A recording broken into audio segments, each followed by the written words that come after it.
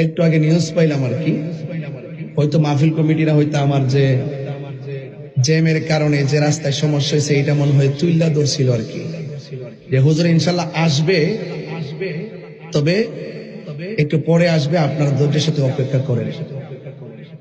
তখন ওই শ্রোতারা যারা আছেন তারা স্টিজ বিস্টিজ ভাঙচুর টাংচুর করছে। এটা কি হইল? এই জন্য আজকে একদিন হুজুরের সমস্যা হয়েছে, এটা কি মানতে হবে না?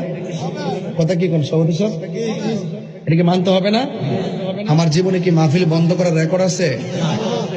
বরং তাদের মাহফিলটা করার জন্য আমি এই কমিটিকে ফোন দিছি, একটা সমন্বয় করছি, লাস্টে স্বীকার করছি যে আমি যে এই মাহফিলটা 12টায় ধরার কথা, এই মাহফিলটা আমি টাইম আগায় নিয়ে আসবো, 9টায় ধরবো, ধৈর্যের জন্য ওখানে যেন আমরা যেন তাড়াতাড়ি গিয়ে পৌঁছতে পারি।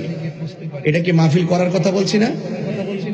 এরপরও অনেক লোক মাহফিলের প্যান্ডেল লাইট মাইট তারা ভাঙচুর করছে। আচ্ছা, বলে লাইটের কোনো দোষ আছে? প্যান্ডেলের দোষ আছে? আমার কোনো দোষ আছে? এটা পরিস্থিতির শিকার। এই পরিস্থিতি তো যে কোনো মুহূর্তে হতে পারে, পারে কিনা বলেন?